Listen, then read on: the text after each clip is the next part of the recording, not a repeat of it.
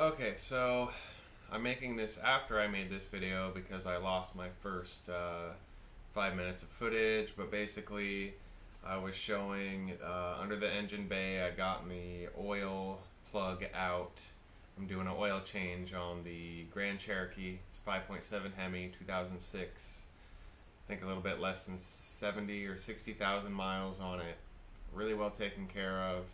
We bought it from an old lady back when we were in Virginia. She bought it when she retired in 05, 06. She bought it brand new. She put on maybe 50,000 miles. We've had it for a little over a year. The thing was babied. When I bought it, the first things that I did is I emptied out both differentials and put in Royal Purple synthetic gear fluid, and then I drained the transfer case, replaced the ATF in there. I can't remember, I probably used Royal Purple in that. I dropped the tranny pan, put in just some regular ATF plus 4, new gasket, new filter, and new spin-on filter for the torque converter. So we're about to go on a long trip next weekend, so I'm going to get it ready to go. It's overdue for an oil change. Now, I was using Royal Purple up until I bought my SRT4, where I've been watching these videos with Ed Peters, and he says, you know, run the mobile one, which I have it right here to show you guys. Run this shit, you buy it at Walmart. Well, not this exact one, the one with the blue right here, and it says high mileage. So that's what I've been buying for my SRT4. I bought it for the engine oil. I bought the exact same oil, engine oil, for the transmission and the manual transmission because he says use that. And I was like, well, shit, if this stuff is so good, then I'm going to run it in my Jeep too, with Mobile One, high mileage, because according to him, it has enough zinc in there to protect all the parts. Well, I've been reading, and this is an old video. You can search it on here. It's Ed Peters talk on the SRT4, something like that. He talks about it in almost every video to buy this oil. So, and Mobile One's one of his sponsors, so go figure. Anyways, after doing some research on my own, and what I've known from the past is my personal preference has always been Royal Purple. If you search the Royal Purple videos where they do the oil test, where they actually take a piece of metal on metal and they put the oil in a little cup to lubricate it, and they add weights on it, and they run it for so long, and then they take a look at the piece of metal and look at the scarring on it. Royal Purple, hands down, was the number one. It could take more weight and last longer and have less damage to the piece of metal than any other oil. So anyways, I'm going back to running Royal Purple. I buy this, it's a HPS, High Performance Street. It is not good for warranty, vehicles still under warranty. None of my vehicles are, so I run it. It's not, I can't remember if it's API, let me see. Does it say it on here? API, American Petroleum Institute certified. That just has to do with all the warranties and shit like that. The reason why I buy this HPS is because it's zinc phosphorus fortified and it's Royal Purple.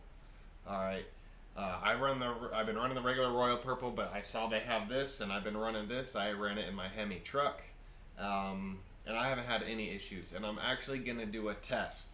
I have to drop the oil pan on my SRT4. I'm gonna drop that oil pan. I'm gonna clean it out. I'm gonna, clean as much under the engine as I can. If I can replace anything else in the, while I have it off, like the oil, if I can replace the oil pump, whatever. I know I'm gonna replace the oil filter to the bigger oil filter. Maybe delete the oil cooler, change out some lines, whatever I can. But anyways, I'm going to clean that oil pan out. I'm going to do a video, take some pictures, and I'm going to run Royal Purple in the SRT4 for a year. And then I'm going to tear that oil pan down again and do a comparison and see how well, see if there's any sludge, gunk buildup, how things look, things of that nature. Eventually, I'm going to do a full engine rebuild, but I don't have the time or the money to do that. I can't do that kind of comparison. But I'm gonna use, for now on, use Royal Purple HPS on the Jeep and the SRT4. That's what I'm about to do the oil change on. Like I said, I lost some footage. I showed you guys you can see it in the next clip, but I showed you guys my Volant cold air intake. That's actually for an SRT8 Jeep with the 6.1, I believe, 6.1 or 6.4. It does fit a 5.7. You don't have to do any modifications. The only thing is that the hose, as it comes over and into the intake, it actually touches the upper radiator hose. So the other thing I mentioned is, as you can see, my radiator cap has some gunk on it and it's leaking onto the hose, so I need to buy a new radiator cap. I'm just going to show you guys my catch can. That's also for an SRT8 Jeep, but I made it fit.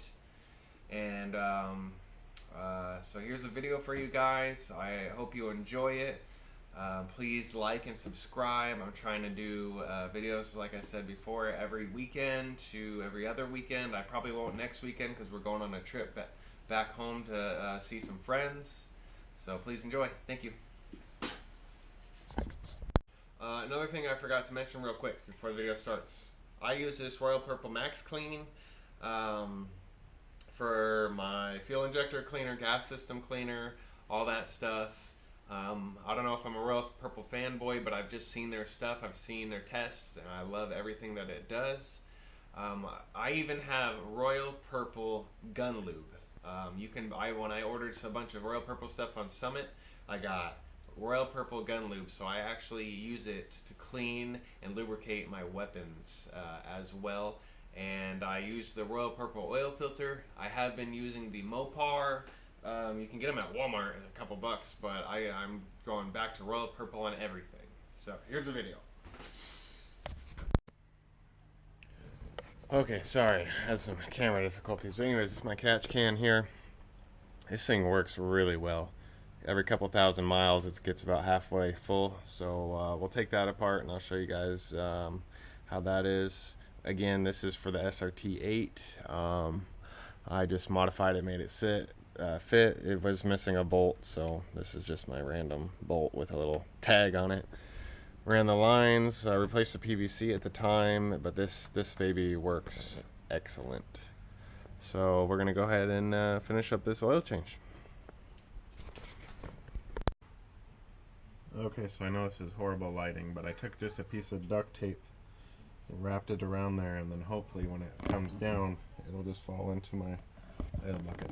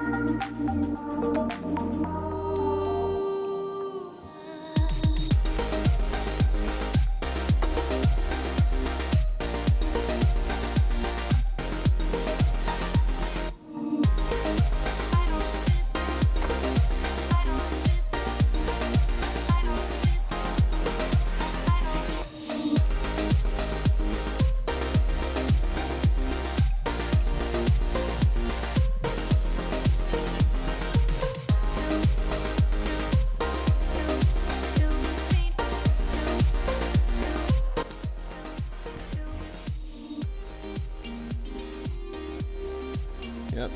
I can't remember when I changed this, a few months ago. Emptied it out, it was about halfway, about a quarter way full, so it works pretty damn good.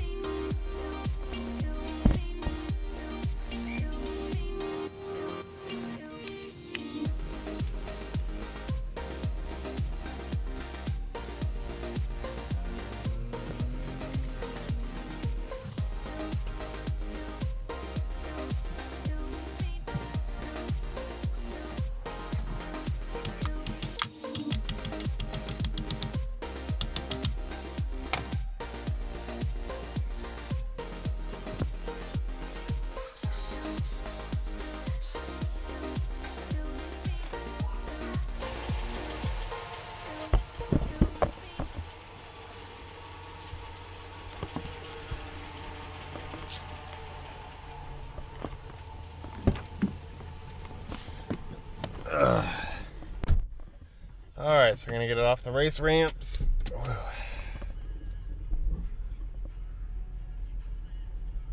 Get it on a level surface so we can check the oil.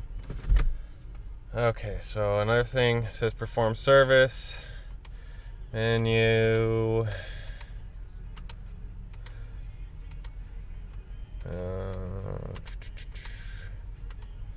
Service.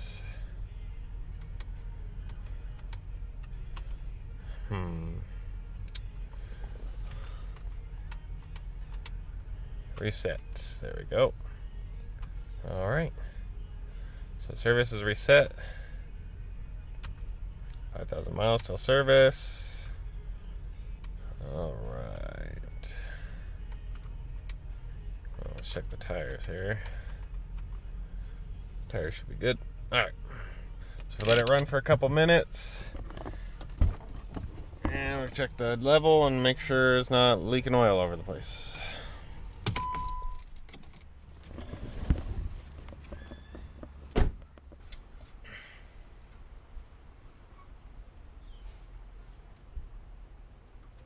Yeah, I got oil on the safe line, so we'll call it. It actually darkened up a little bit, but I know I put 7 quarts in there. We should be good. It's not leaking all over the place. So we'll call it good for now. Wife's got to run some errands. I got to see what's all wrong with this. All these scratches. I got some serious scratches on my headlights. But anyways, I got to check the ballast on this headlight too, because I don't know if it's a bulb or the ballast going bad. But that's it for now.